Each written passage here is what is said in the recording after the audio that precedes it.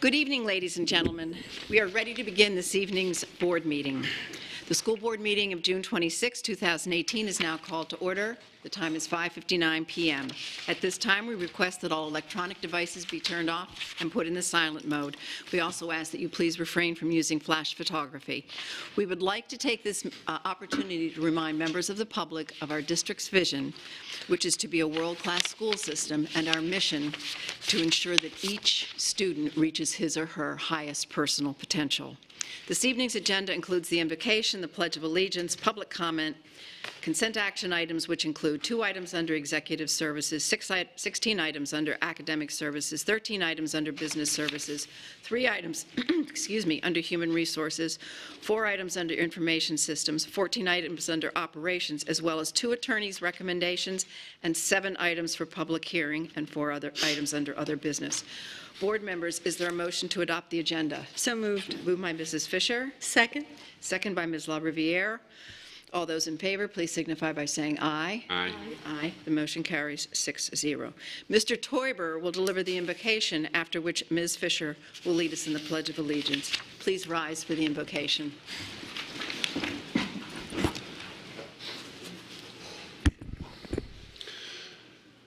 Dear God, thank you for this opportunity for us to meet together. Please help us come together to make decisions that are filled with wisdom and proper reflection. We ask that you clear our minds of all our distractions and ask you breathe life into our ideas and decisions and help us to build a team that has respect for all the stakeholders and the betterment of our students at its heart. May we be with your shining example of your goodness and truth within our community. We ask all that in your name. Amen. Amen. I pledge allegiance to the flag of the United States of America and to the republic for which it stands, one nation under God, indivisible, with liberty and justice for all. You may be seated.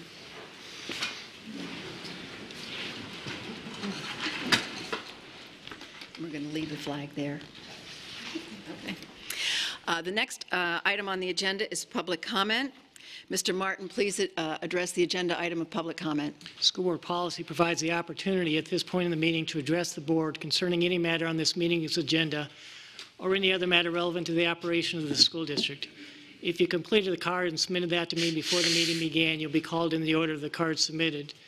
If you did not submit a card but still wish to address the school board this evening, the school board chair, Ms. Morgan, will give you an opportunity in a moment to express that desire. The rules concerning public comment to the school board are posted at the back of the room. The board does not respond during public comment time to remarks made by speakers. At the conclusion of public comment time, the school board chair may address concerns raised by speakers or may assign responsibility to the superintendent to do so. Speakers are expected to act in a respectful manner. Those who fail to do so after being warned by the meeting chair may be required to leave the meeting. Personal attacks are forbidden. The time allowed per speaker is 3 minutes. Ms. Morgan, this evening I have 7 cards.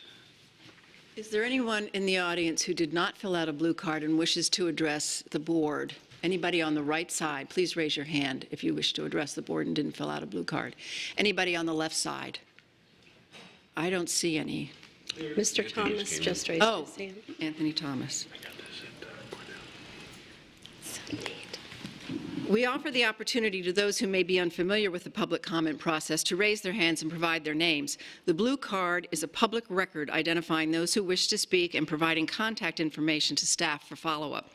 If you did not complete a blue public comment card, please proceed to Ms. Johnson on your left after completing your comments so that we may have a written record. Thank you. Mr. Martin, would you please call the first speaker? First speaker is Dr. Israel Suarez.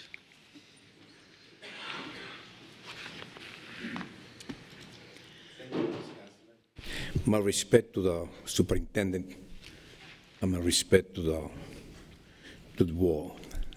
I'm here in good feeling and rejoice because what I'm doing here is recognize the job that you've been doing, being a board member.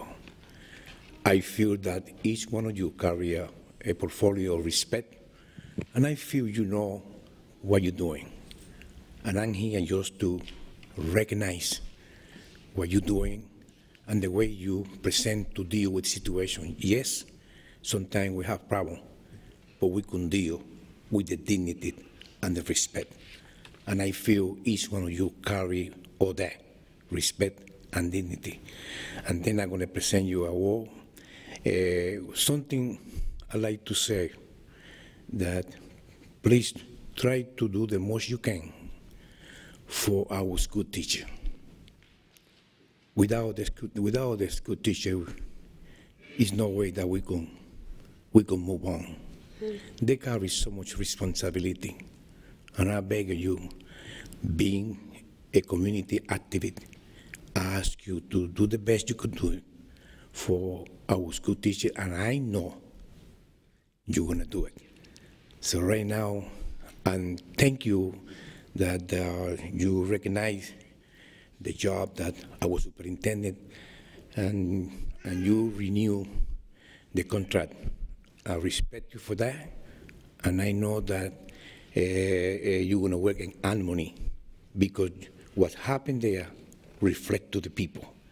The people want to see dignity, people want to see respect, and I feel you carry all those qualifications. So I'm going to present one of my board members that will present you a award. You guys, go ahead.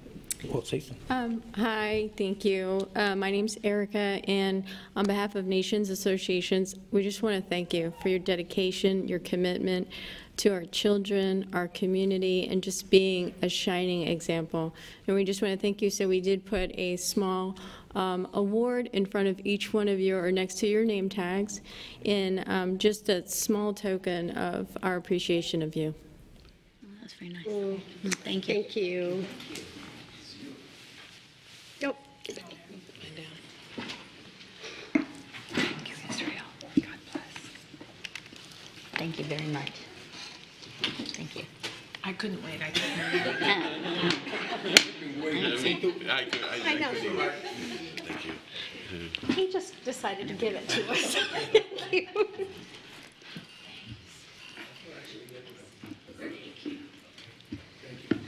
Thank you all. Thank you. Don Armstrong.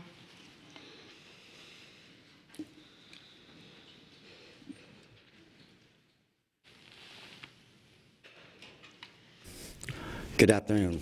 For the record, my name's Don Armstrong.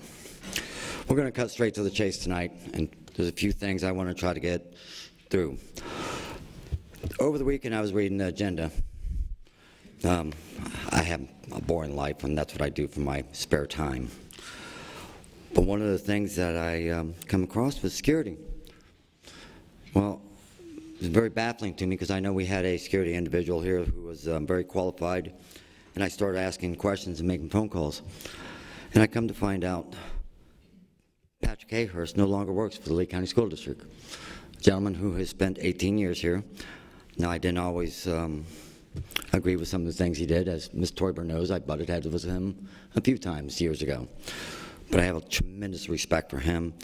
Mr. Atkins, Dr. Atkins, you've told me what a great job he did with active shooter training and things like that, which makes me wonder what's going on, because we have somebody of that caliber that no longer works here. That's a problem. The other thing I did want to discuss tonight is tonight you'll be voting on student conduct, sexual assault, and the limitations and the three things that... Mr. Armstrong, let me ask you to hold your comments for just a second. The Code of Student Conduct is under public hearing, and you'll have an opportunity at that point to address that subject if you wish, but it's limited to just that time frame. Okay, Thank you, sir. So we'll go on to the next thing then. Thank you so much. The other thing that I did want to talk about tonight was looking on page 24, 25, and 26. We're going to redo the half-cent sales tax and what it's for and what it can be used for. And as I was reading that, it says to pay off debt, incurring debt. I remember we've talked about that many times, that the half-cent sales tax cannot pay off recurring debt. So, Mr. Martin, I believe you've even told me that personally several times. The other thing I do want to bring up is a memo was sent out at the last board meeting that same day talking about our non-essential employees. Non-essential employees, our cafeteria workers, our bus drivers, our bus attendants, our plumbers, HVAC, these people who work behind the scenes each and every day and work very hard and very diligently. So tonight, I want to initiate a challenge to each one of you. If you feel that these people are not essential or they're not important, I challenge each one of you to pick a day before the summer's ending and go work with one of them, and you'll find out how important they are. And Dr. Atkins, if you would like to do that, I'll donate one day of my time and work with you, because these people are very important, and they work very hard, and they are very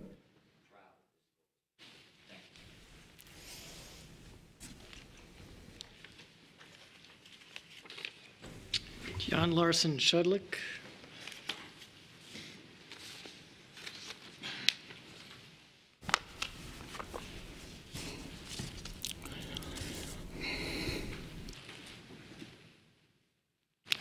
Members,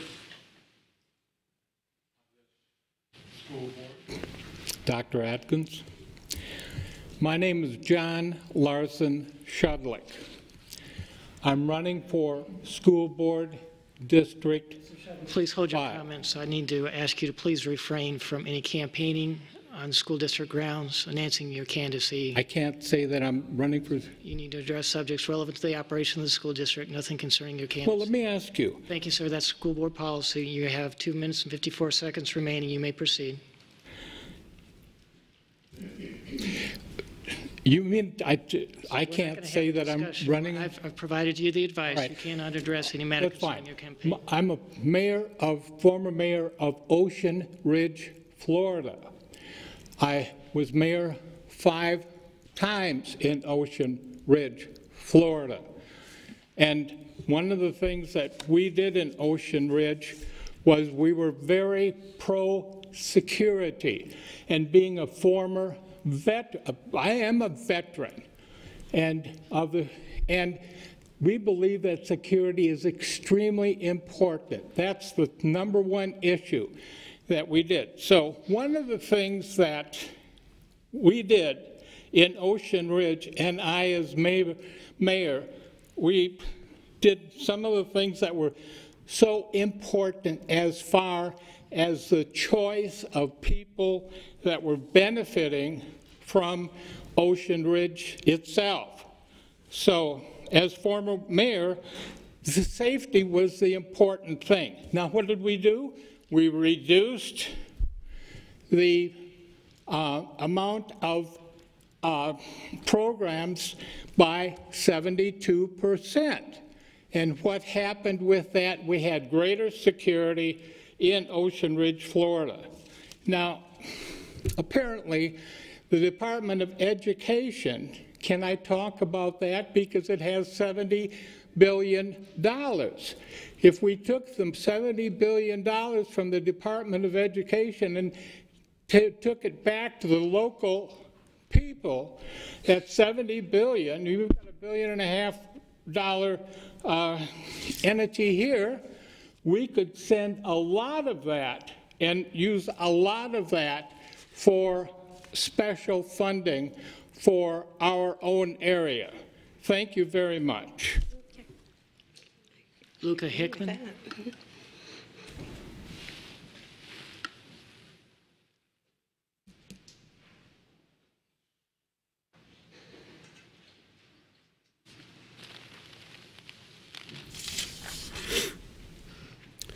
Madam Chairwoman and members of the board and Superintendent Adkins, I'd like to thank you for allowing me to address you here tonight.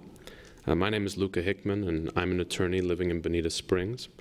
I'm here to voice my concern about attorney recommendations, namely items 5A and 5B on tonight's agenda, and those relate to the appointment of Charles Gutkunst to the Value Adjustment Board, and the approval of an employment contract for Robert Doddage Jr. as the board's attorney. So first, with respect to the Value Adjustment Board, I'm concerned about the potential relationship this gentleman has with the board. So if you could take a look at page 11 of tonight's agenda, you'll see that items F13 and F14 are two different contracts which are up for consent tonight. One of the companies for both of these contracts, one of the companies which is in the ranking of firms to be awarded in total $1.5 million is an entity known as RG Architects PA.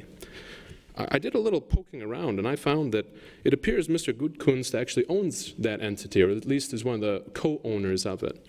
And again, this is of concern to me. The Value Adjustment Board exists to be an appeal, when you take an appeal from a property tax assessment.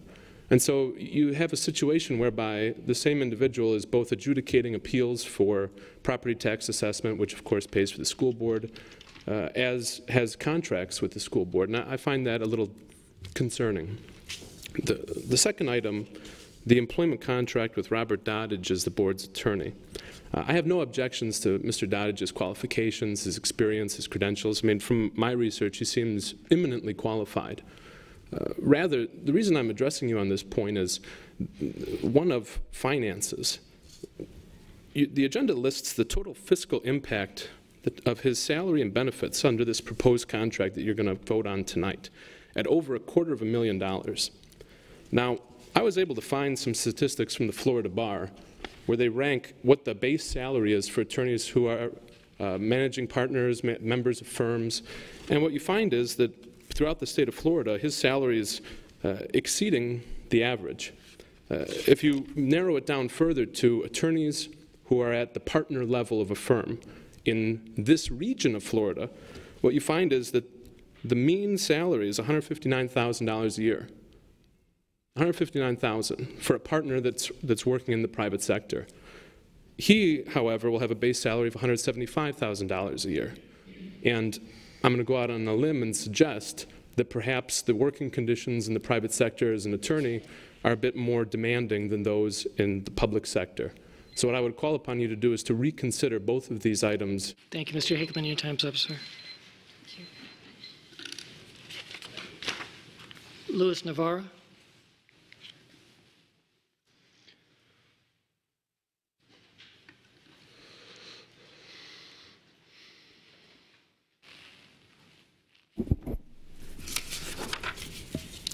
Good evening, Superintendent and board members. Lou Navarro, retired Lee County School Board teacher, still certified till 2022, gifted ed, K through 6, administration, highly qualified in science, 6 through 9, USF bachelor's degree, FSU graduate degree, Sarasota High School state and golf champs, 1961, substitute teacher extraordinaire. Okay, I used up 30 seconds of my time. I want to talk about the new draft for the referendum project list to be paid for by a regressive sales tax, which hurts minorities, hardworking Lee County young families, and the elderly. I want to say to you guys, you're good. I wanted to use the word slick. It's called politics. Now you think you can sell this unfair tax increase on school safety. I see the draft here. You can make these changes without the tax increase. Use your capital outlay funds from the state. Talk to the Sarasota County School Board because I know they've been helping you with this. I know one of the ladies on the board. At least you took my advice and took AstroTurf off the proposal. I told you to put metal detectors, which people want, but you and the board refuse. I have the plan. No backpacks or clear backpacks at worst. Pass through the metal detectors, leave all the earphones and the gadgets at home that the students have. In 1962, we never had backpacks. We carried our books on our shoulder or hips. You all need to substitute a day with me in high school. Let's look at this $57,400,000 proposal. I want to see what the bids are and the research you used to arrive at this for school safety. Where are the bids? Where's the research? Surveillance is only as good as watching the camera 24/7. Students don't jump fences. They are students with a grudge. They know how to get into school and perpetrate their crimes. I see the list here. Hardened doors. You probably don't even need it. High school, East Zone. I understand you've already cleared the land for that. I could be wrong, so I'm not accusing.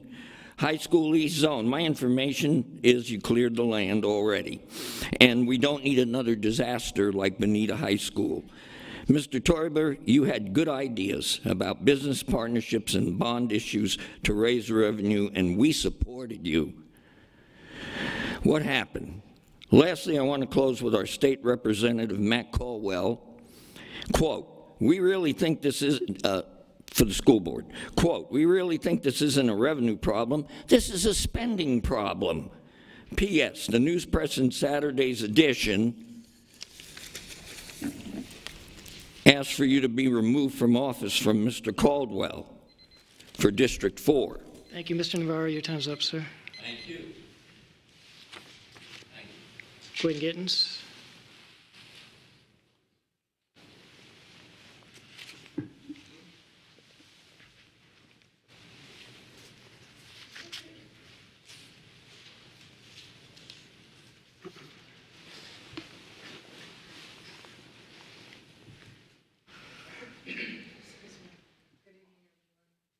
The one point I want to make at first is that no safety measure is 100%.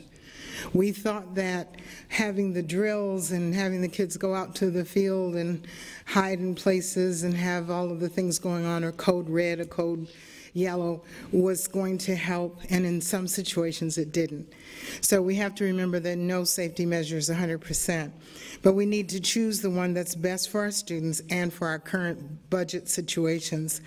State Bill 726, most citizens believe that it's just about SROs and $8 million. And actually there were 4 choices. There were volunteers, the Guardian program, the SRO program, and a blend of all of the above. Other counties have chosen to do blends. They've chosen to do just the Guardian and various methods. We even have some private schools here in Fort Myers that have chosen to do the Guardian program and some others. The suggestion that I have, since the SRO program is the most expensive, and the suggestion is if we did a blend and had some of the other processes along with the SRO program, then we could possibly have some money to hire some counselors and some psychologists. And the idea behind that is if we deal with the whole child before we get to the point that they've got the guns, that to me would be a better use of some of our money to avoid that situation before it happens. Coach Aaron Feist, who the Guardian program is named after, laid down his life to... I'm sorry, Gwen, I'm sorry to interrupt, but somebody's having a conversation in the audience and it's disruptive. Mr. Martin, would you just give her a couple of extra seconds? Yes, I ma'am. apologize. Yes, ma'am. Coach Aaron Feist laid down his life for his students. And I recall a time when I was at East Lee County High School, we had a lockdown. And for some reason, they thought that someone may have come in my room. And I was on the floor in a back room with 20 kids hiding under desks. And all of a sudden, the door bursts open, and you hear dogs barking, and you hear the policemen yelling and screaming, "Who's in here?" I didn't even think about the fact that I stood up immediately and said, "No, we're okay." Afterwards, I just about fell apart because I thought, what if it hadn't been them? But the immediate instinct was just to protect your children. And that's what the Guardian program is about. If we did that in combination with something else and the SROs, maybe we could have some more psychologists to deal with the whole child. Thank you. Okay, thank you. Ramey Hall.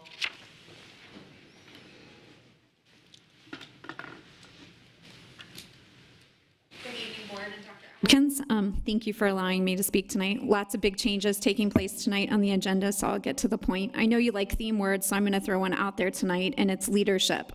Strong leadership is vital for the success of any school district. Poor leadership leads to a lack of accountability, and it's your job to hold this district accountable, and I hope you're all willing to do that. Where are report cards for high school students? What is going on? School's been out for almost a month. I hope we're not delaying report cards because of FSA testing. That would be sad. I care about grades and seeing how my child did in her core subject classes, not her FSA scores. Actually, she opted out. School safety, let's talk about this. I watched the briefing today. I'm still disappointed that all I'm hearing talked about is the SRO officers. You have to listen to the community, or we will have to elect a board that will. We want safety for our kids. We want locked doors. We want the same locked doors that you guys sit in this building when you're in your offices. I think people have to go through a series of locked doors to get to your offices. Our students are sitting in schools without the doors locked. I'm going to ask you a question I asked you a couple months ago. Are your cars locked right now? Do you lock your house doors at night when you go to sleep? Why won't you lock the doors to the schools our children sit in? Just because one board member thinks school revision safeties are unwarranted doesn't mean the rest of you have to follow suit. Don't let one voice overpower you. In the FACT committee meeting recently, we were told by our board member liaison that parents are scared schools will be turned into prisons and that no one wants that. I can assure you, no parent in Lee County wants the doors left open. No one, and I know a lot of people in this county. The ignorance in a statement like that is concerning, and I hope the board is listening to the community. We want single points of entry in every school in Lee County. I know you're concerned with the SRO officers, but don't miss the vital point of being proactive. One SRO officer can only do so much on a school campus. Locking the doors is proactive. As far as the sales tax money allocation goes, I will say this tonight. If you can change the allocation to go for teacher raises and school safety, I will be your biggest sales tax cheerleader in the community. Can you imagine what the sales tax would do if we used it to pay teachers and have state-of-the-art safety in our schools? I mean, come on, let's think about that. With the Bonita mess, we're hearing that some of the money that was allocated for other school safety is now going to Bonita. I still don't understand who's being accountable for everything that happened in Bonita. Put the money to teacher raises and safer schools, and the community will back you. Be a board we can get behind. Listen to the community and don't put yourself in a bubble and detach yourself. Multiple teachers stood here a couple weeks ago and told you they can't make ends meet. Use the money to pay them. If we can switch it, Ms. Morgan, those are all the cars. Mr. Thomas. Anthony Thomas.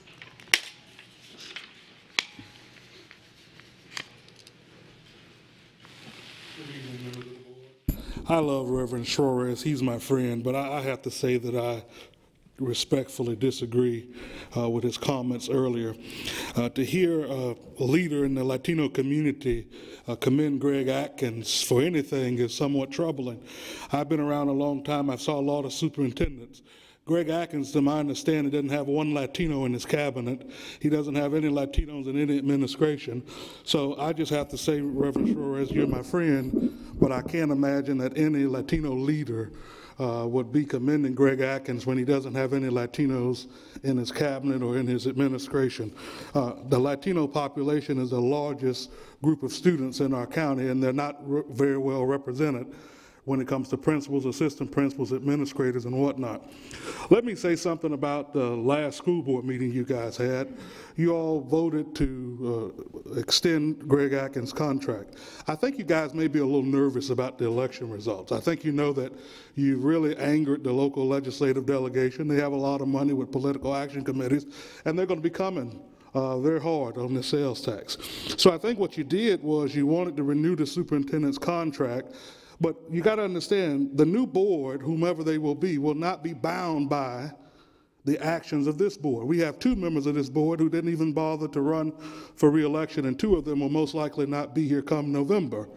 So the idea that you would extend the superintendent contract, it really is a travesty, and it really is something that you have to just scratch your head. I know Mary Fisher, she's my friend, but 8 years ago she came on this board because people were so angry at what the school board did with Dr. Browden removing the morality clause in his contract because he was dating an employee of the district. So I've been around a long time to see what happens here, and I can tell you as I've been out talking to people, there is mass anger out there. You heard the comments from your fellow teachers who were saying they haven't gotten a raise. I can tell you about leadership.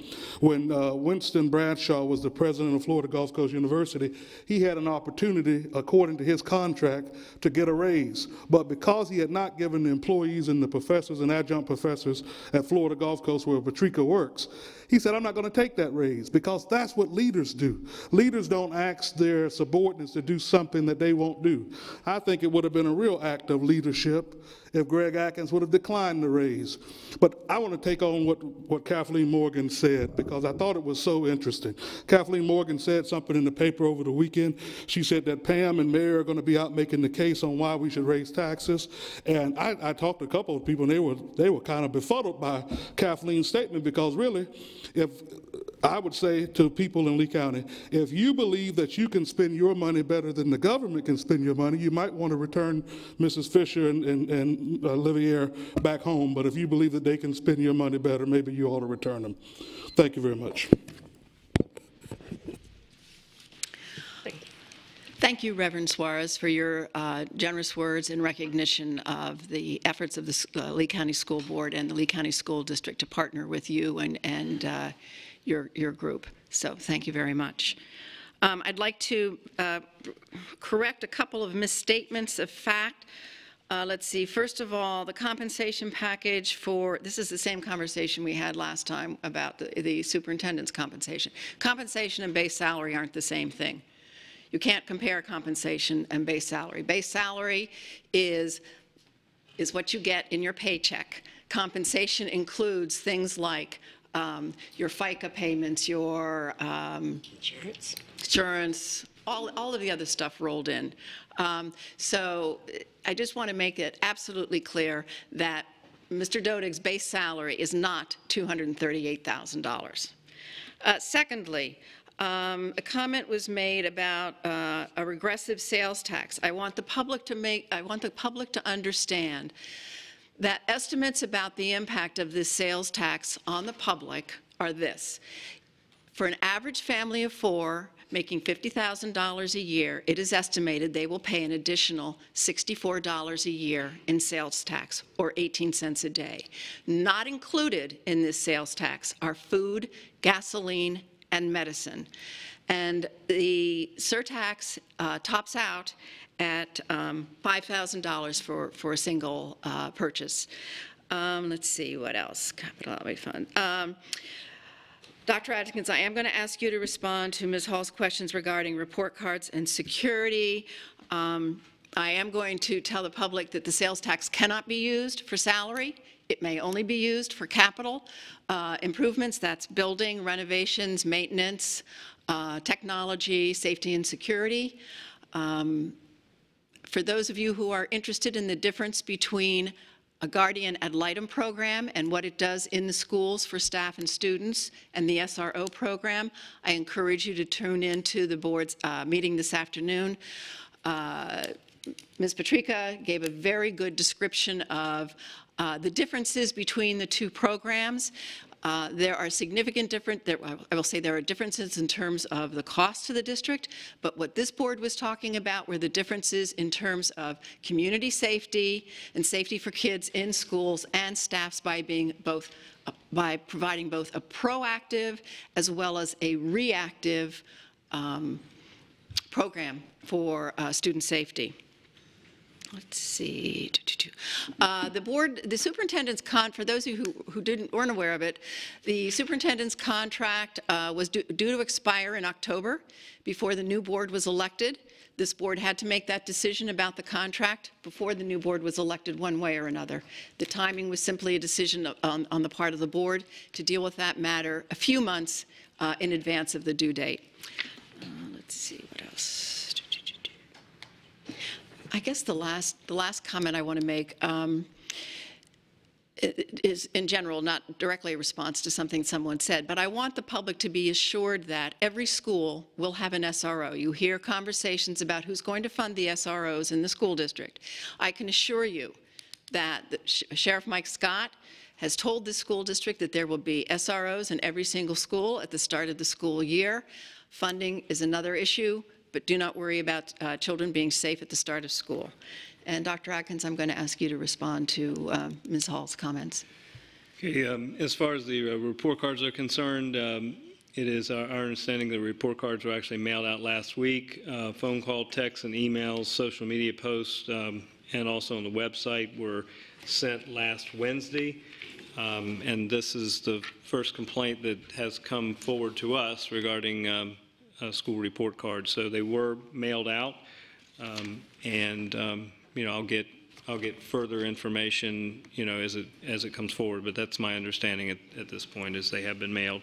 In terms of safety and security, first of all, if you talk about the locked doors and single point entry, let's talk about that for a second. One of the initiatives that the school district is currently undertaking right now is the Red Lock program. That is a program that allows doors to be locked by a teacher while they are in the actual classroom, so they don't have to step outside in the hallway and lock a door. The protocols that's come from the district is that any classroom that is not so equipped is going to have to be locked at all times.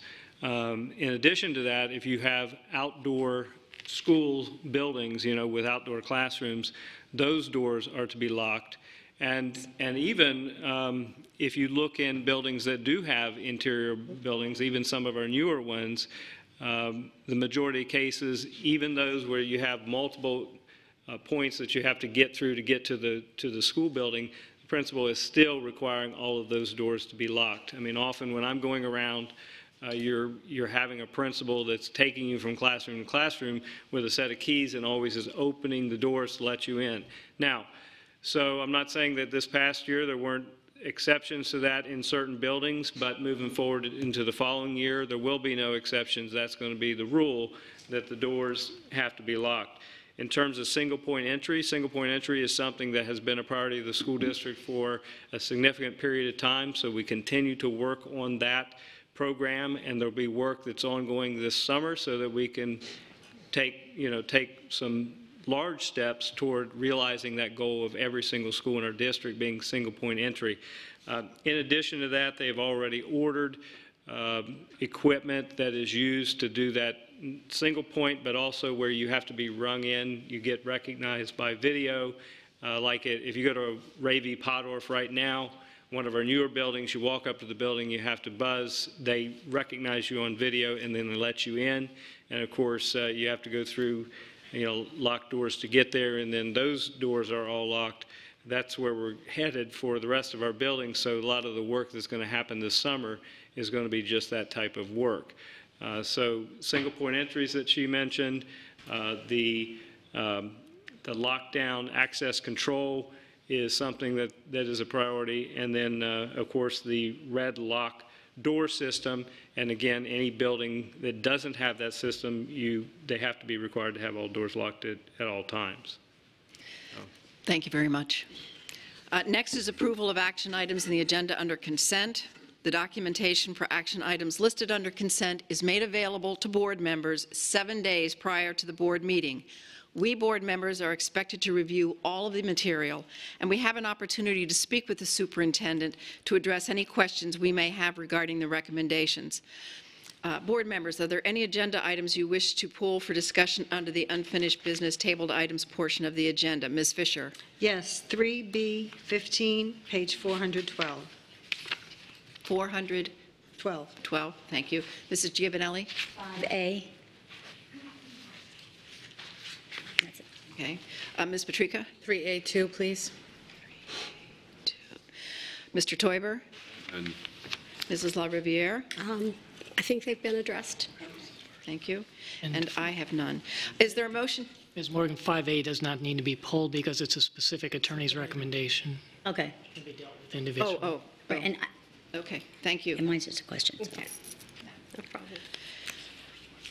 Is there a motion to approve the agenda's consent action items with the exception of 3B15 and 3A2? So moved. By Ms. Fisher, seconded by Mr. Teuber. All those in favor, please signify by saying aye. Aye. Aye. Motion carries 6-0. So we have two polls to address. Would you, Dr. Atkins, would you please read the first polled item, 3B15? Yes, first item is I recommend board approval of the memorandum of understanding with Florida Gulf Coast University Board of Trustees and the District School Board of Lee County, Florida, to create a pre-K through 12 model lab school that focuses on learner-centered experiential, exploratory, and expeditionary EEE learning experience. The MOU is effective upon the date of the final signature. It remains in effect until June 30, 2028, with no immediate cost to the district. Approval authorizes the superintendent to execute related documents. Board members, you've heard the superintendent's recommendation. Is there a motion to approve? So moved. Moved by Mrs. Fisher, seconded by Mrs. Patrica. Discussion. Okay, so I wanted to say that I was very happy to read about this MOU, and I am in support of it. The innovation and the ideas that will benefit our pre-K through 12 audience is going to be invaluable. I also wanted to mention that in talking to some people who had read the agenda, that there are many schools and classrooms within our district already using so many of these techniques, such as alternative seating, movements, and they're being very successful. There was also a suggestion to me that we might want to reach out and solicit input from the teachers who are successfully using these techniques so that we could recognize that and expand on it. And I just wanted to say, yes, I do support this, and I think it's about time that we expand our partnerships with the community, and it's all about what's good for kids. Thank you. Thank you. Any other discussion? Seeing none, all in favor, please signify by saying aye. Aye. Aye. Motion carries 6-0. Dr. Atkins, would you please read item 3A2?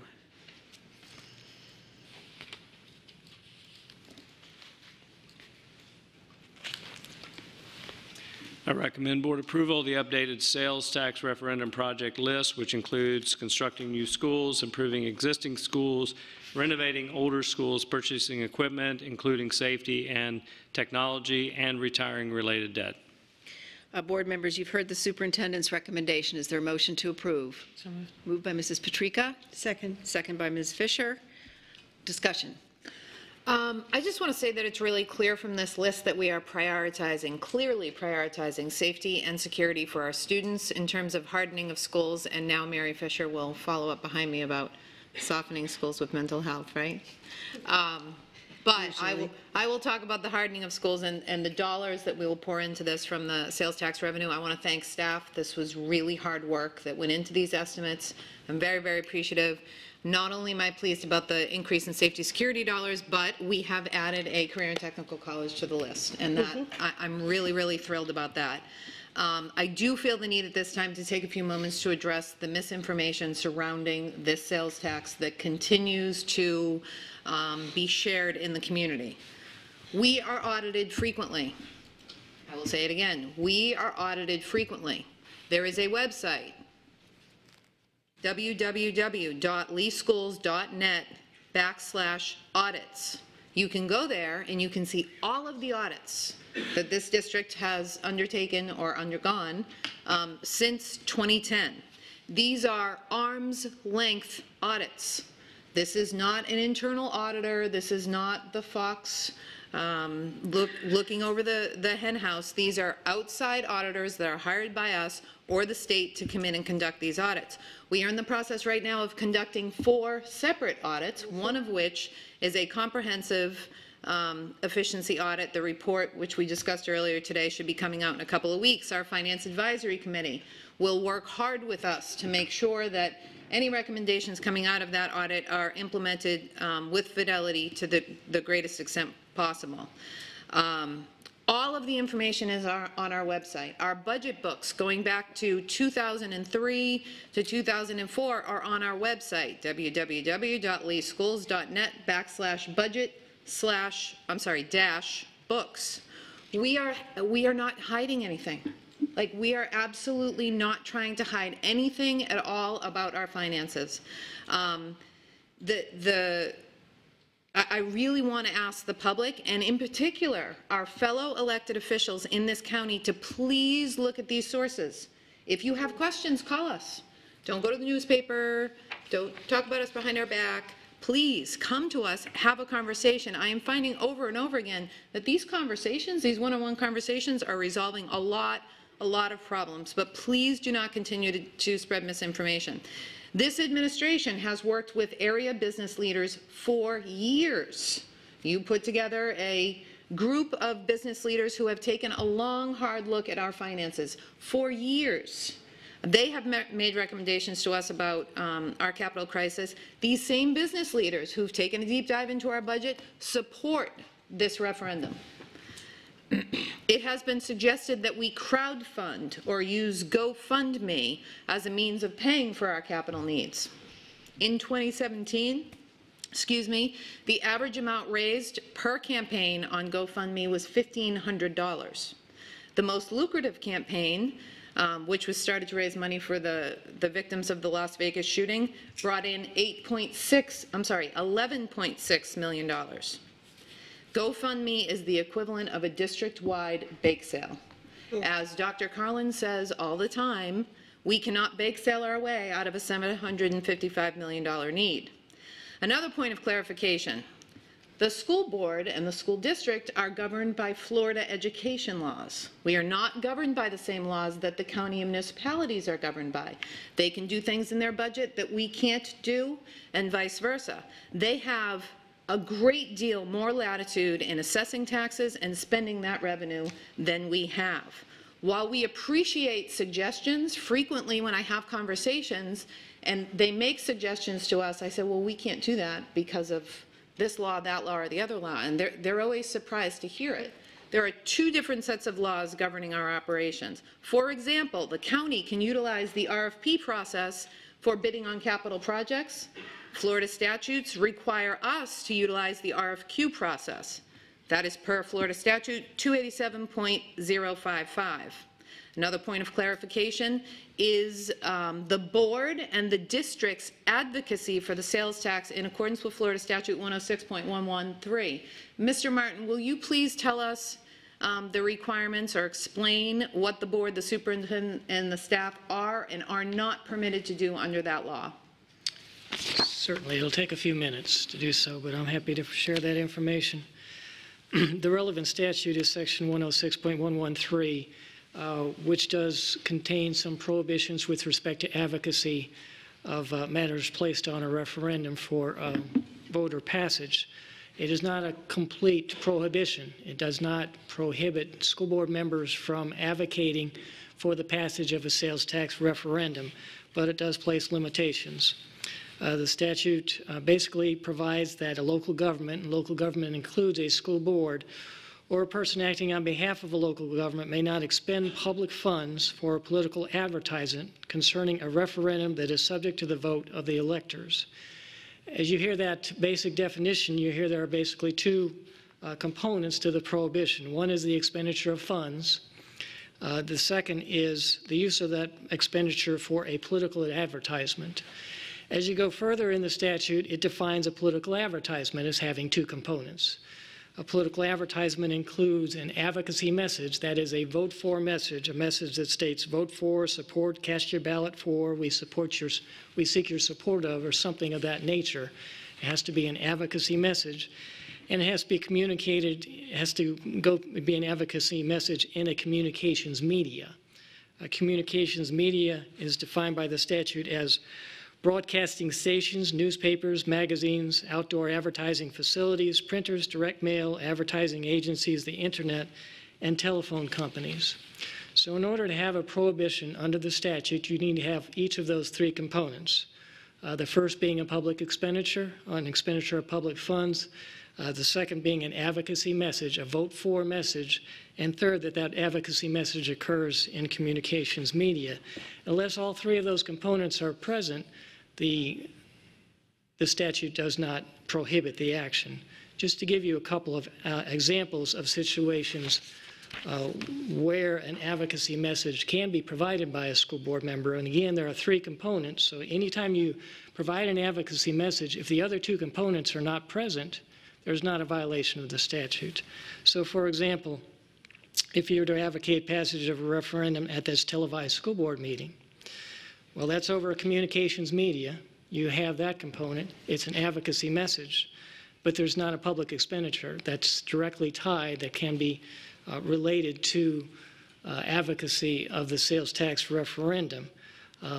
The school board meeting is televised because it's a public meeting that you're required by law to hold, so it's not the expenditure that's involved in broadcasting this meeting is not tied specifically to the advocacy message for a sales tax referendum.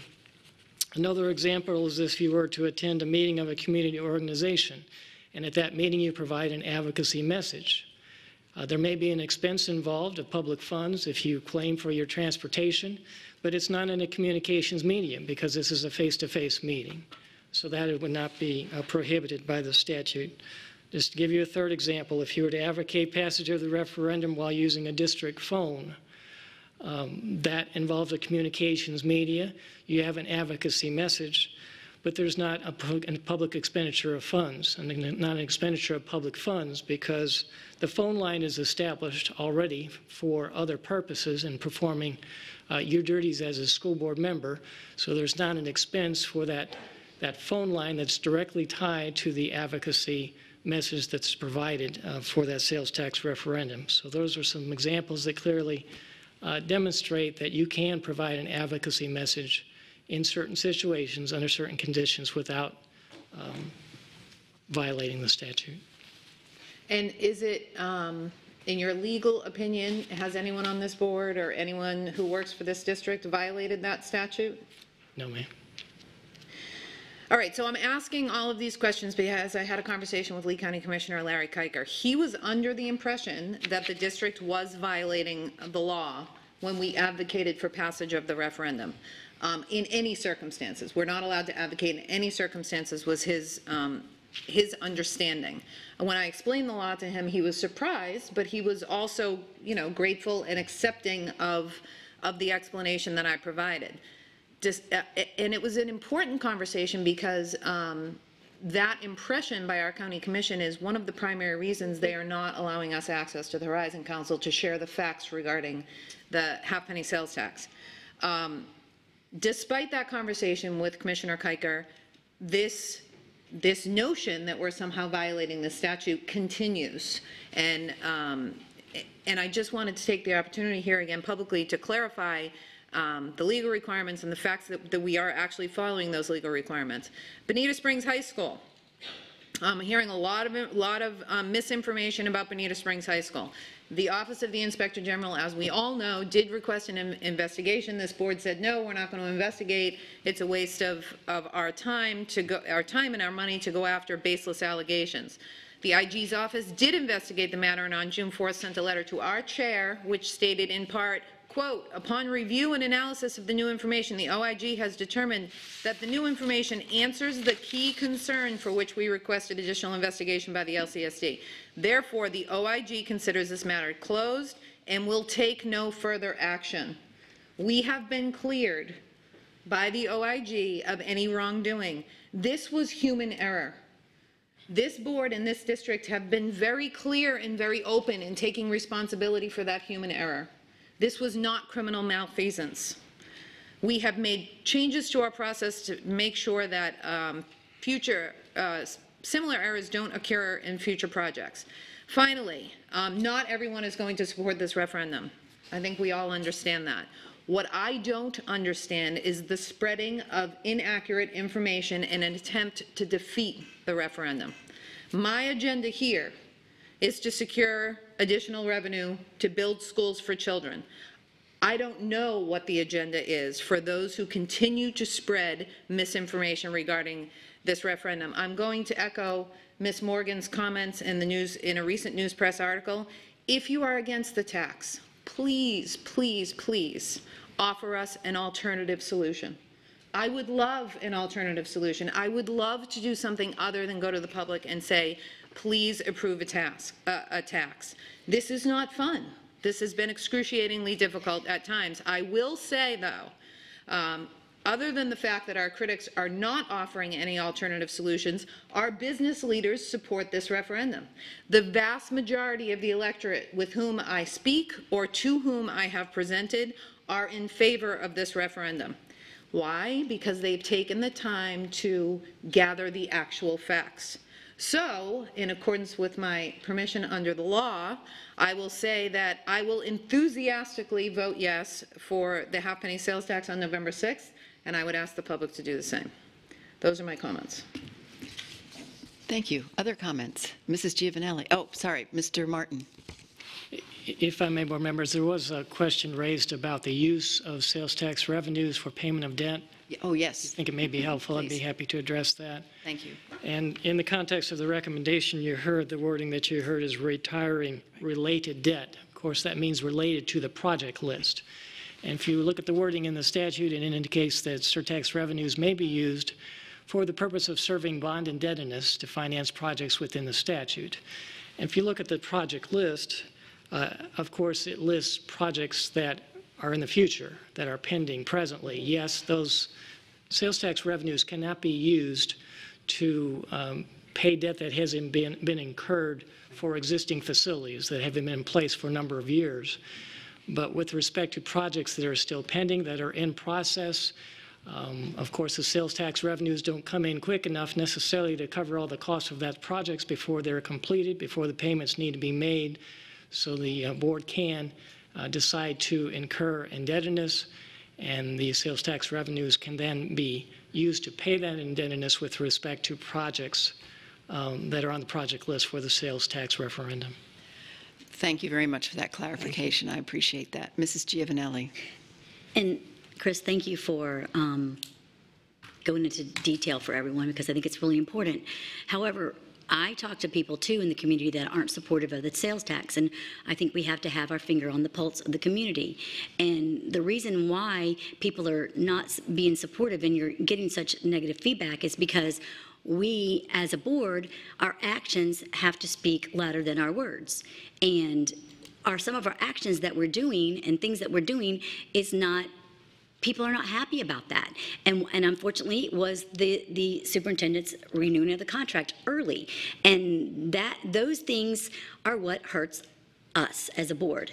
And I think that we can do better by presenting everything that we do in making sure that we're physically responsible. And that people were very upset over that, including many staff and teachers. So that's all I have. Thank you. Any other comments?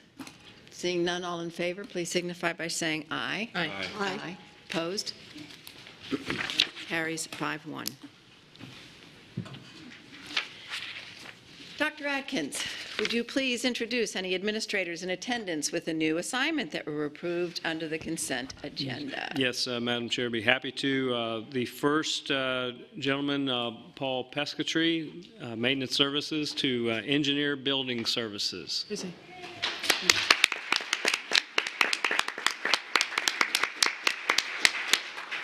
Next, I'd like to introduce Jody Palakis, Mirror Lakes Elementary Principal.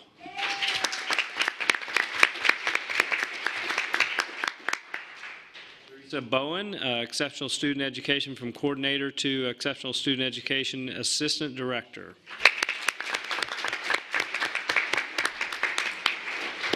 Terry Ann Patrican, Sunshine Elementary to Assistant Principal from Teacher.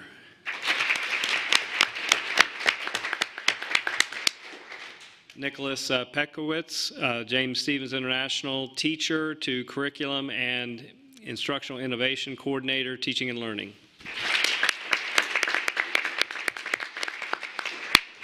Kimberly Schmidt, Lehigh Elementary Teacher to Veterans Park Academy for the Arts Assistant Principal. Carol Wolke, Manatee Elementary Assistant Principal to School Development Assistant Principal on assignment.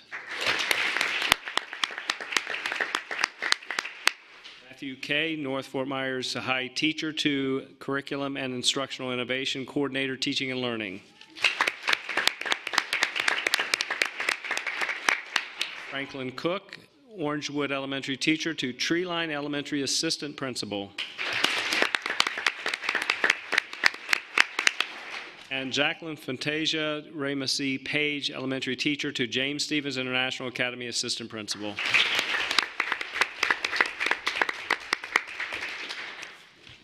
Thank you very much, and congratulations to all. You have a busy summer ahead of you and an exciting year ahead. So thank you for standing up and taking the challenge. We really appreciate it. Let's see. Next is attorney recommendations. Mr. Martin, would you please state your first recommendation? Yes, Ms. Morgan, board members, this evening I recommend board approval of the appointment of Mr. Charles Gudekunst as the citizen member representative of the Value Adjustment Board. You've heard the recommendation. Is there a motion to approve?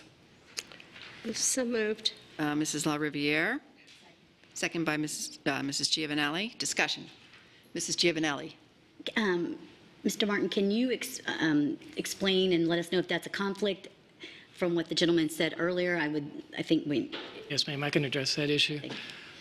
There is actually Florida statute that establishes the requirement for the school board to appoint a citizen member to the Value Adjustment Board, and also establishes the required qualifications for that citizen member. It states that the member must own a business occupying commercial space located within the school district, and that the citizen member may not be a member of or an employee of any taxing authority, and may not be a person who represents property owners in any administrative or judicial review of property taxes. You'll see there that within the statute there's no prohibition with respect to the citizen member owning a business that is doing business with the appointing authority, the school board, in this situation. Okay, I just wanted clarification. Thank you. Okay, thank you. For everyone and myself. Questions or? Seeing none, all in favor, please signify by saying aye. Aye. Aye. Motion carries 6-0. Next. Before I read this next recommendation, I want to tell you that I present it with great pleasure this evening.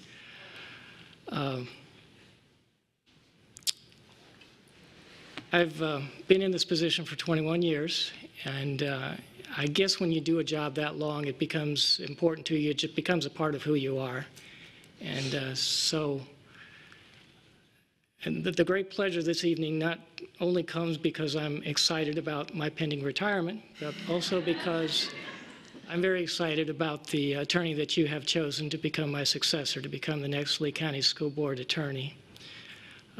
Because this job has become so much a part of who I am still very concerned and care very much about the services, the legal services that are provided to the school board after my departure. It's very important to me that you're well advised, that you receive effective legal services. And after hearing that you had made the choice of Robert Dodig as the next school board attorney, I felt much at peace and very confident that you will, in fact, receive those effective legal services. I'm going to tell you that I have confidence that Mr. Dodig has the experience, the expertise, the acumen to serve the Lee County School Board for many years to come. So thank you for making the right decision. And tonight I recommend to you board approval of the employment contract with School Board Attorney Robert Dodig Jr. at an annual cost of $258,513.04. You've heard the attorney's recommendation. Is there a motion to approve? So move Mr. Teuber. Second. Second, Ms. Fisher. Discussion. Seeing none, all in favor? Oh, sorry, Ms. I wanted to, I don't know what to do. I don't know whether to congratulate Rob or whether I should thank Keith. So I'll start here. Yay. It's going to be really nice. I thought you'd go first, so then I can say something. I don't get it. The voting part first. What's that? We have to vote Go first. ahead. Let's do what we planned. No. Okay, Mr. Martin has a comment, and Oh, my bad. I have Okay, one I was too. supposed to do this during board member comments. Never mind, I have nothing to say. I just need to share with you, Dr. Kuckel asked me to express her support for the approval of this contract this evening. Thank you very much. All right, now where was I? Is there a motion to approve? We Mr. already have the Teuber, okay. motions. And Seconded. And we were having a discussion. I'm sorry, I did not know. Yes. I just have a comment with regard to the salary. I don't think people realize, if our school board attorney were to actually bill us by hour, we would wind up paying a great deal more than this. And because people do not have a full comprehension or grasp of the time that has to go into the position, it's like for us on the board. There's a lot more that goes into our time than what you see when we come and we meet. And so I wish I had the expertise and the qualifications to earn this salary, but I do not. But I'm thankful that we have someone who does have that expertise and who has the desire to do whatever it takes. Ms. Thank you, Ms. Giovanelli. Can we ask Mr. Martin to just to break it down? Because I think that was one of the things that the 258 might be a little. Mrs. Morgan did that.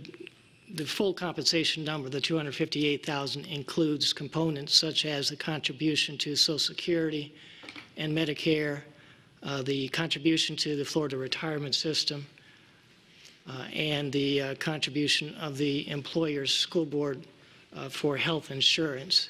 If you take out those components, which of course are benefits provided to every employee, the compensation is then $190,868.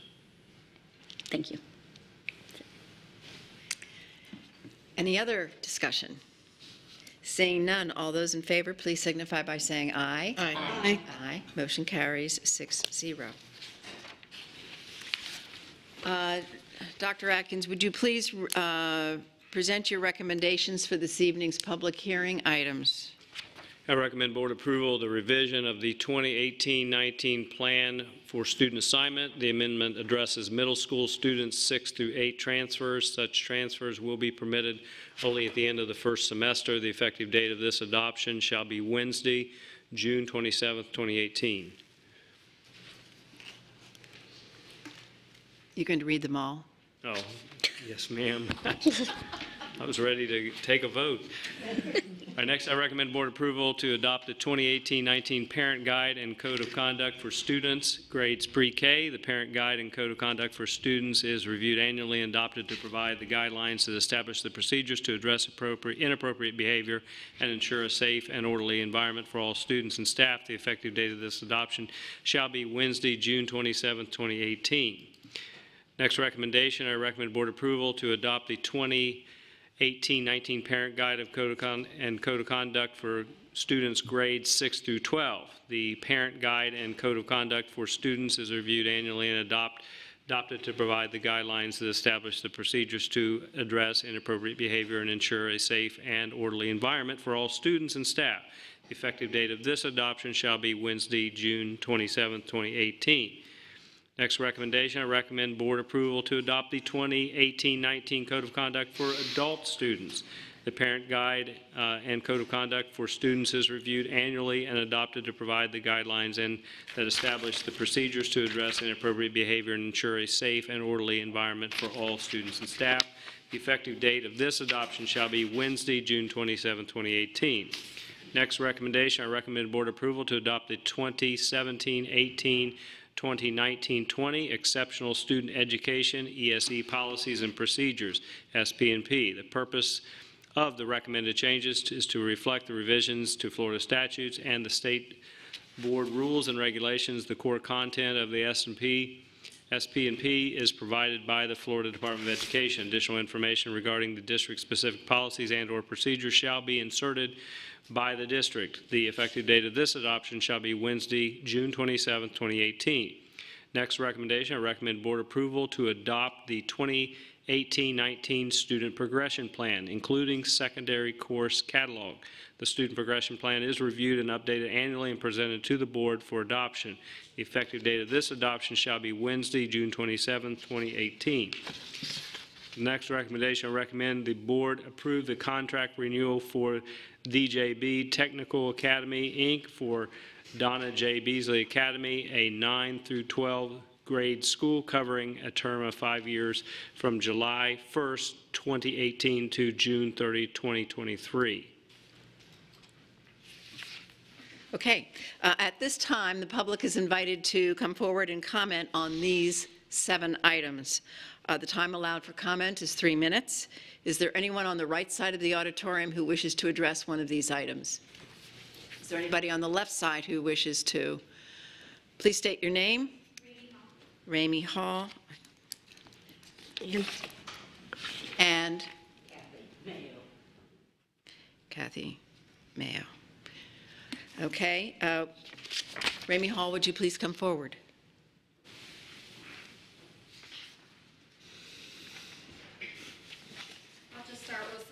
Code of conduct. As a woman and a mother of a daughter, I believe having to prove 3 items in a sexual assault is not correct. I would ask you guys to look into that. A cop told me differently.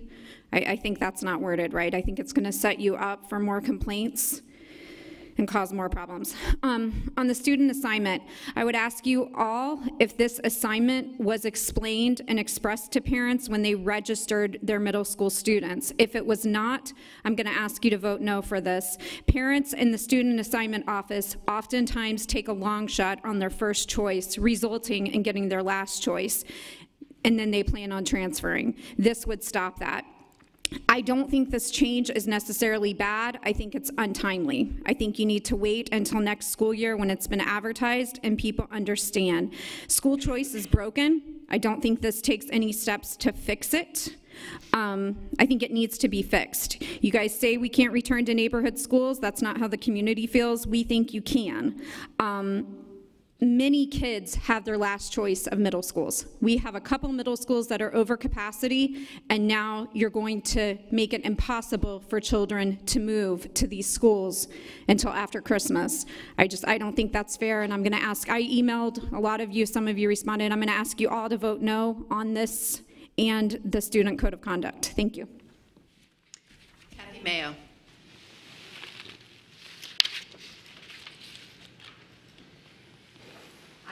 Amazed at how long this code of conduct is. It's grown exponentially since my kids were in school here. And I don't know how people use it. I'm a librarian. I have a master's degree. I spent 40 years as a librarian. And this is so cobbled together that I would have a great deal of trouble trying to use it. I can remember when my son would get in trouble, and I'd go back and look at the information, and I could usually find it. You know, you've got 50 pages here, and we know that we have this huge population of families that doesn't speak English in the home, much less could understand this. I mean, I know you're trying to kill many birds with one stone, but this is not the most useful document. It has grown so much. I know you can't do it now for the next school year, but I encourage you to really get a group together and edit this and have a good index, have a good table of contents, make it more user-friendly. It's not particularly helpful the way it is. The other thing I'd like to address is this definition of threats that shows up in the sexual harassment and the 4 different sexual offenses that are defined here, as well as under threats and intimidations. The wording is not right somehow. It talks about fear, intent, and capability. And I know personally from talking to parents whose kids have reported episodes where they have been bullied, they have been intimidated, they have been sexually harassed, that they in turn were not handled well by the school that they went to.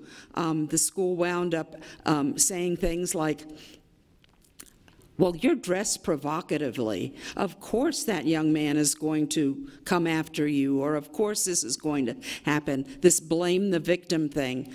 And then what we're going to do is we're going to suspend this this boy for a couple of days, but we're going to transfer you to another school. And there's a whole pattern of this happening. I have come and spoken with staff members about this, and I think you've got a problem here. And I think the definitions you are using probably aren't the most helpful either. You need to relook at this policy.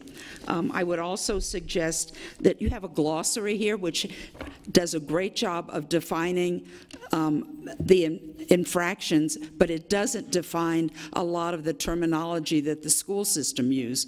I mean, I'm an adult, I ought to be able to figure it out. And all these acronyms and all this jargon, I think for a parent would be difficult. Thank you. Thank you. Okay, Dr. Atkins, would you please restate your recommendations for this evening's public hearing items? In just one second, let me Let's just do get one back at to a that time. section of the We do. agenda. Waive that? Or is that required? I mean, ask the legal people, but. Would you care to answer that question, Mr. Martin? It can certainly be condensed, but I think it's important the public knows what you're voting on, so it can be much less wording. Dr. Atkins, if you'd like to try to condense. Sorry. Okay, the first recommendation, I recommend board approval of the revision to the 2018-19 plan for student assignment. The amendment addresses middle school students 6 through 8 transfers. You've heard the superintendent's recommendation. Is there a motion to approve? So moved. Moved by Ms. LaRiviere, seconded by Mr. Teuber. Discussion. Mrs. LaRiviere.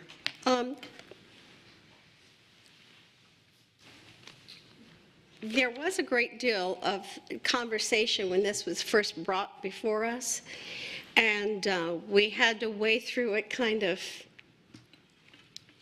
and understand all the different parameters on it with regard to the middle school students and why transferring out in the middle of, at the end of first quarter, many of the subjects are one semester only.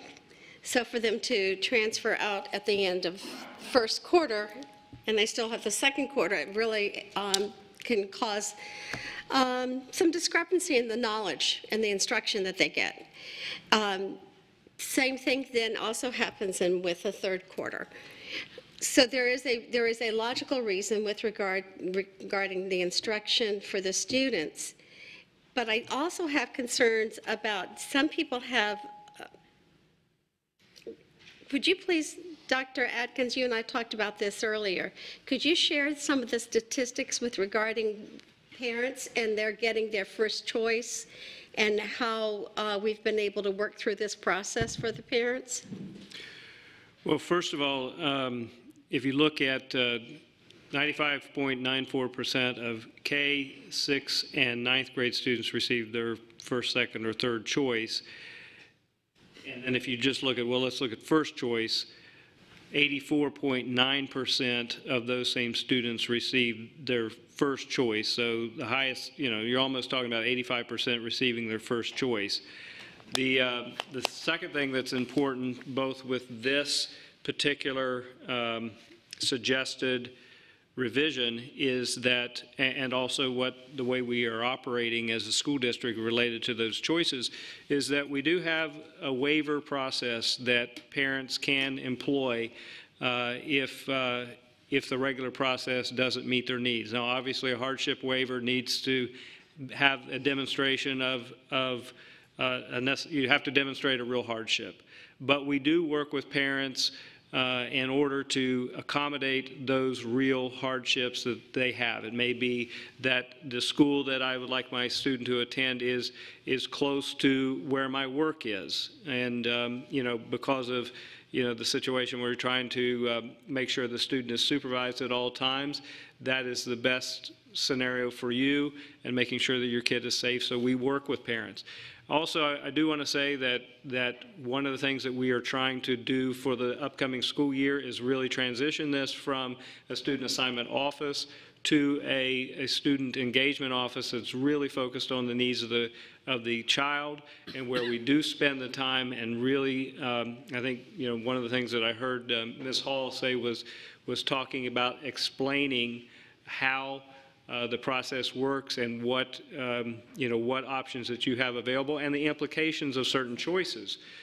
For example, you recall the parent that was here, I think a month or so ago, where it had somebody taken a little bit extra time and maybe explain to them the ramifications of a choice further away versus the high school that was right down the road, that they would have gotten their first choice had they picked that closer school, but instead they opted for the further school and they wound up with their last choice, which is the furthest of all.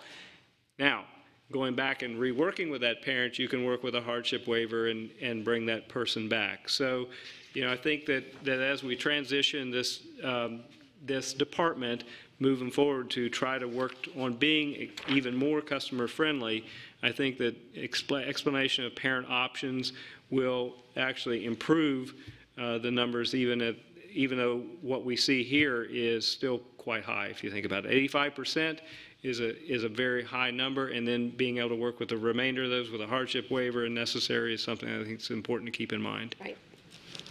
Mrs. Giovanelli. And then, Dr. Atkins, this is actually for you. So I have received several phone calls, and the concern is that it's going to take place now. Is there any way that we could, the effective date be like in January 2019? So when because they've already got their selection, their choice, and they may not be able to change it, and so is there a possibility that this could go in effect technically just 2019, where the next time school choice comes around in February or whatever it is, that they'll have that, they'll know this time, they'll know, and they'll pick the closest school. Right. You know what I mean? I think that is the issue, is that didn't have that forewarning prior to making their choices. Well, I understand. I mean, I think that, that the board has the recommendation in front of it. I mean, my recommendation, the reason for it really is, mobility is a significant issue now, unfortunately. It really is across the school district. And one of the things that this does is it does significantly reduce mobility. I mean, if you look at the effect size in terms of what the research says about school mobility has a negative impact on student achievement. And unfortunately, our own policy plays into decreasing student achievement because it allows for this type of mobility to occur. So this is mirroring the high school, and I really think, honestly, if you're asking me what's in the best interest of the student, if you're asking me what's in the best interest of the student for my recommendation, I would say that the best interest of the student would be for them to stay with a consistent instructional program at their particular school. Many of our students, believe me, I was at one time when I started at a school, I was at a very underselected school, but once you got parents in my building, then the kids loved it and stayed. I mean, we went from one of the most underselected schools in the entire district to overselected, everybody in the school first choice with a waiting list. Okay, because people understood the opportunities that were there, but it took time. I mean, I had parents that were crying on the doorsteps of student assignment until we could get them in the building and get the kid acclimated, and then they fell in love with the school. Again, if you do have a situation that's different where they really do need to move, that's where this still allows for that hardship waiver to occur. And I absolutely understand the concern. I really do. It is a valid concern. That's why we're making steps to try to transition that entire department to be more customer friendly, so they do get communicated with on a regular basis. So could we delay it? Yes, we could. Is that my recommendation? It's not, because I really am doing this because I think it's in the best interest of kids long term. And we did it at the high school. This is at the middle school, and really stability at the middle school level is critically important. I can tell you that as a former middle school educator. Any other? Yes, Ms. Fisher. Thank you, Dr. Atkins. I was hoping that you would mention that because we know that consistency is important for kids academically and socially. And as a former school counselor, I will tell you that when people were on the waiting list for another school and a week maybe or two passed by and we called them and said, okay, you can go to your first choice now. No, we're happy here. We want to stay. And I think that's really a large percentage of the people who don't get their first choice.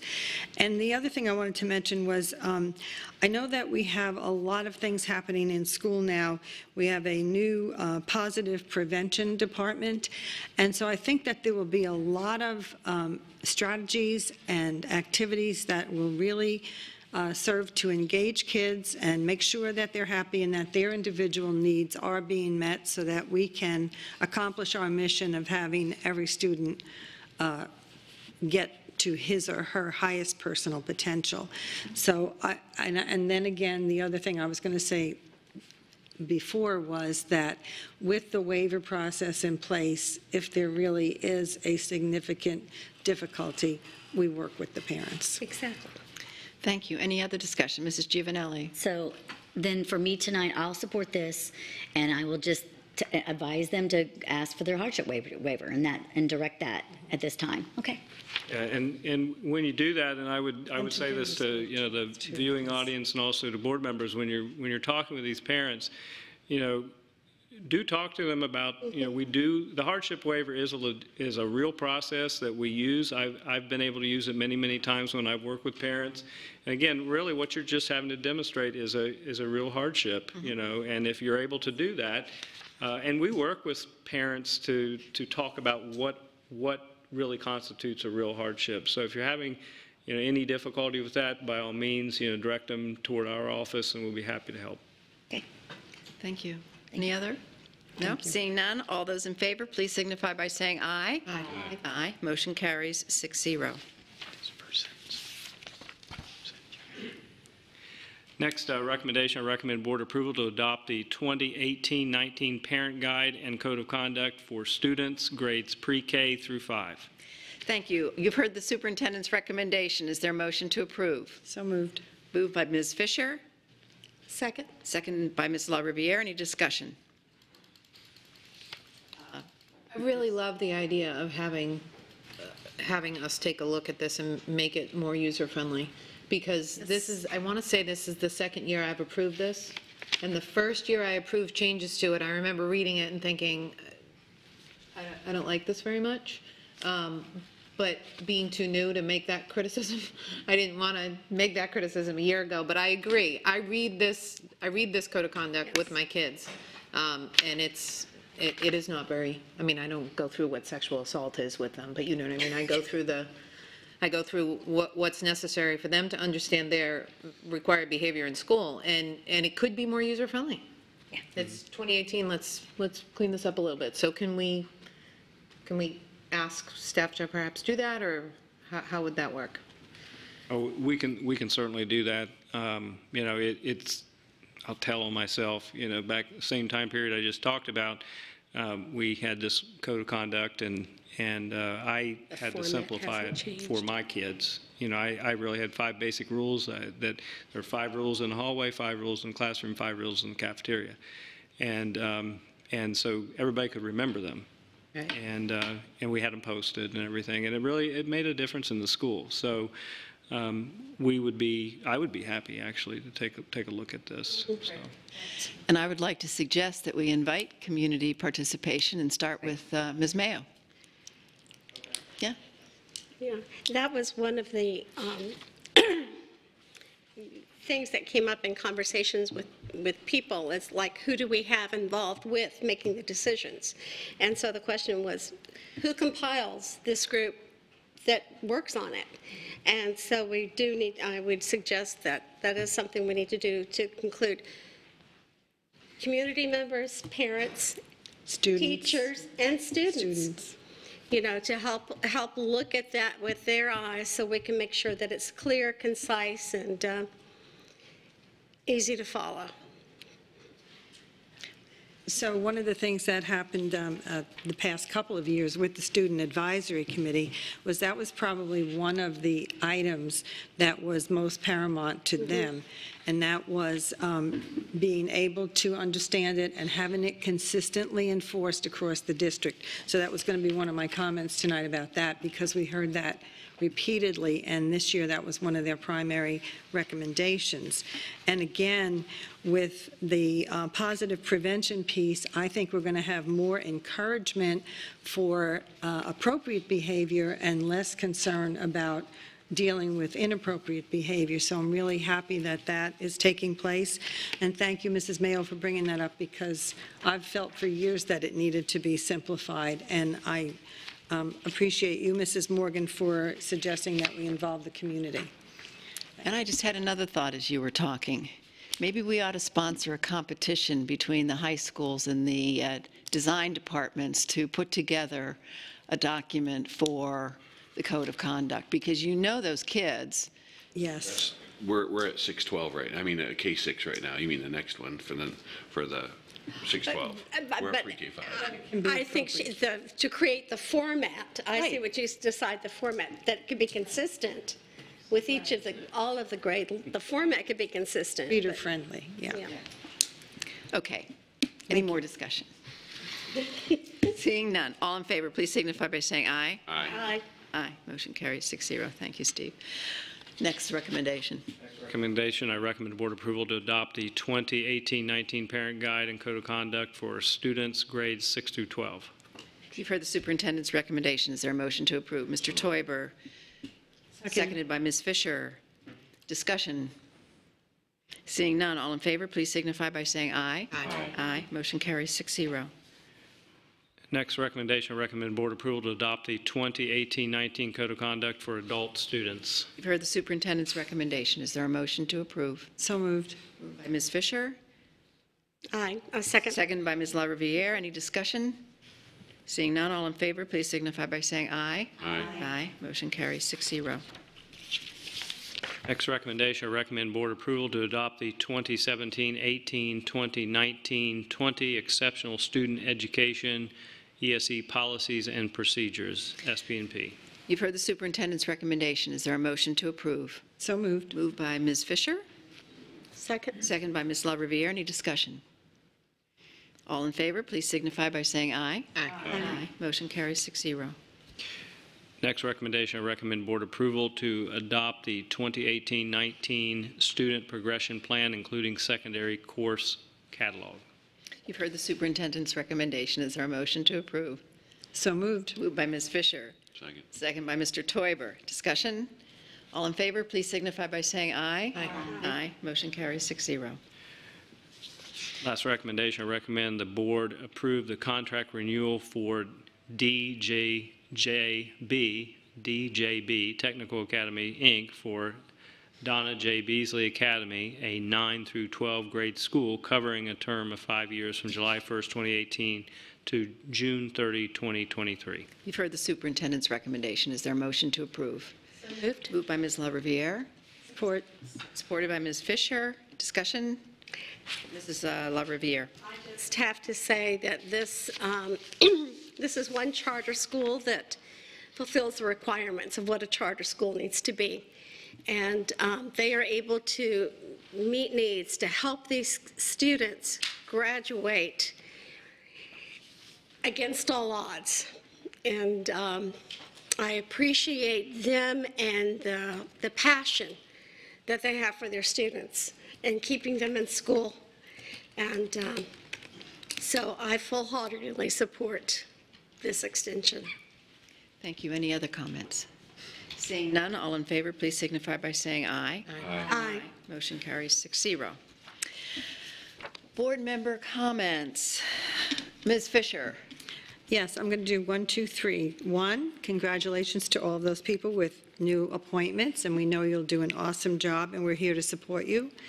Second, I'd like to, although he's gone, I'd like to thank Reverend Suarez for reaching out and appreciating us, because we do work hard, and we also want to in turn appreciate the work that he does in our community and with our students.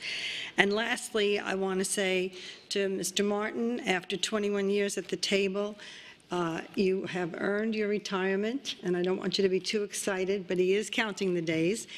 And you're leaving a legacy and a good example, and I'm happy that you have faith in Mr. Dodig.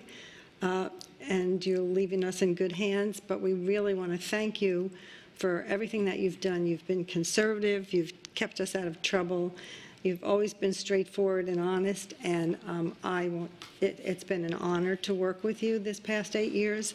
And so then, I think that's all I want to say now, but I'll pass it on to Ms. Patrica, if I may do that, Yes, you Mrs. may. Morgan.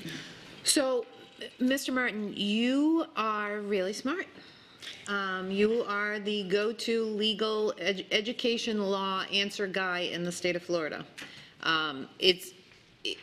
You know, when I first joined this board, you were this serious, smart guy, and it became my goal to make you laugh spontaneously. And I do believe I achieved that on a couple of occasions. Yes. And tonight, I think I saw you get a little verklempt. So I think I have seen both of the extreme sides of Attorney Martin.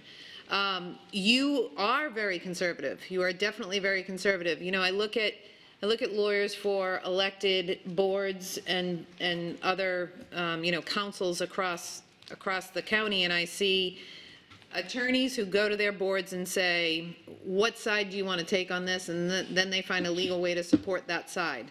You don't do that. You tell us the law, and you don't budge. And you and I have had some really fun discussions over the past couple of years. I've enjoyed them thoroughly. You have impressed me so much, just in the past couple months, with your ability to negotiate 2 major contracts, the only 2 employees. You did it with 7 different people, and you never once violated sunshine. I kind of stand in awe of that. I'm also a little awed by the fact that you have 7 bosses, and you have dedicated your life to having 5 or 7 bosses for the past 21 years. So I wish you all the success and happiness in retirement, and now you go home and have just one boss, your wife, right? So this is going to seem a little corny, but I don't know how to thank you other than to...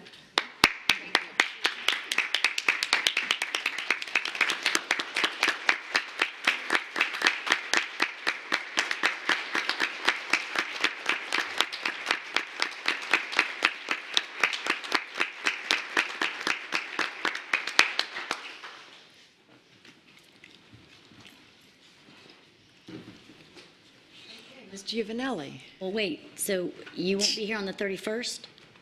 Like, isn't that like one, don't we get one more day out of him, you know? Number of more days. I'm still employed by the Lake County School District on the 31st of July. Well, I'm talking about that, so you won't be here on the 31st, okay. I will, but not in this seat. Okay. Mr. Dodick will be. This is our last opportunity to embarrass him publicly, He'll be watching Mr. Dodick. Okay, well, enjoy your vacation, I guess, then your extended one in retirement. And welcome. So that's all I got. Thank you. Yeah, so... Come on up. Keep it together. This is not the Verklempt is not going to be hard for Rob, I guess. So the first thing I'm doing as someone that's been appointed as board attorney is doing something out of order. But I just wanted to say that Keith's comments tonight about me and the future of the legal services that this board will receive are exactly the type of comments that you would expect from Keith. He is a person that has served this board and a whole bunch of boards before you all with the highest degree of integrity, knowledge, and compassion. He's a great man, a true friend, and honestly, this weird coupling of him and I 13 years ago was akin to The Odd Couple. and honestly, the beauty is in Keith is that he accepts that in others and accepted me and mentored me. We've been through a lot, but I couldn't be succeeding a better lawyer and a better person. So I thank you tonight, and thank you, Keith.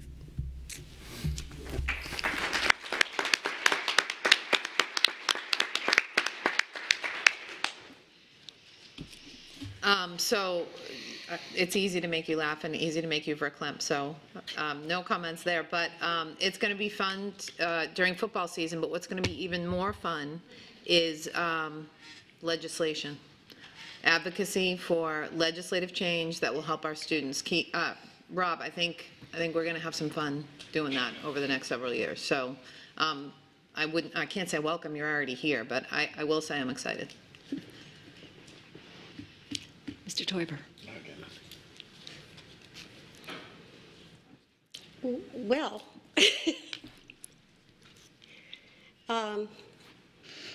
so I get teary, so I'm not going to get teary. I'm just going to say how thankful I am that Mr. Martin, you'll be here for the next 21 days to help assist with that transitioning process. I'm grateful for that. I'm thankful that you have wonderful days ahead. And Mr. Dodig and your family, thank you for loaning him to us. There will be some extended time, and I appreciate your being willing to share your husband and your father with us. And I'm going to have no comment because I can't go beyond what everybody else has had to say, so. I just have one more. Yes. I have Mr. Martin's cell phone number, and I'm willing to sell it for a small price. But he's only a phone call away. He's going to get that changed. Is that the district phone, or is that? Oh. Numbers going to be changed. But we do need to let them know if they ever need a good soloist who to call. Well, that's true. Yes. Mr. Martin. Well, I have some comments that I intended to share, some things I wanted to say, but I was anticipating doing that on the 31st of July. But you've been so kind this evening, I think I will need to go ahead and try to do that, but please indulge me. Thank you so much for your kind words. It's been a great pleasure to serve the Lee County School District for the last 21 years. It's been a great pleasure to work aside in the service of the Lee County School District, my colleague educators. Being an attorney myself, not an educator, I've found their level of professionalism to be just amazing, unequaled in my personal experience. It's been a great pleasure working with all of you. I've always considered my role as a school board attorney to support the vital work done by the teachers of the Lee County School District in the classroom to care for and instruct the students of this school district. Over the years, I've developed an admiration for teachers, I think largely because I recognize that I don't have that skill. Not everyone can teach. I don't have the skill to be a successful teacher. Not everyone can teach. It takes a unique skill. It takes selfless commitment. And it's been a great honor for me to, in some small way over the last 21 years, to support the work of the teachers of the Lee County School District. When I left the Air Force a little over 25 years ago, as I was leaving, I decided that I wanted my next career to be something more than just making money, something more than just the practice of law. I wanted it to be a career with meaning, with purpose. I felt led to practice education law, and my God confirmed that calling when I was selected, offered the position as the Assistant School Board Attorney for the Pinellas County School Board upon my first interview leaving the Air Force. Now, I'll tell you that over the years, there certainly have been times when I have questioned my choice of profession. But I will also tell you at the same time that I've always known that this is the work that I was called to, that this is the work of my life. I feel very confident that many of my brothers and sisters in the Lee County School District have experienced the same calling to serve, to improve, to preserve public education in the state of Florida. I know sometimes it feels like we're losing that battle, but the war's not over yet. Mm-hmm. And our cause is worthy. Win or lose, it's a cause worth spending our lives to serve. I'm a student of United States history. A lot of my leisure time is spent reading biographies of our presidents. So the last thing I want to share with you this evening is a quote from our greatest president that I've adapted a little bit to fit my personal circumstance. So I tell you tonight that I consider it an indispensable duty to complete this final act of my official life by commending our dearest school district to the protection of Almighty God and those who have the superintendence of it to His holy keeping. Thank you. Wow. That's all I have. Thank you.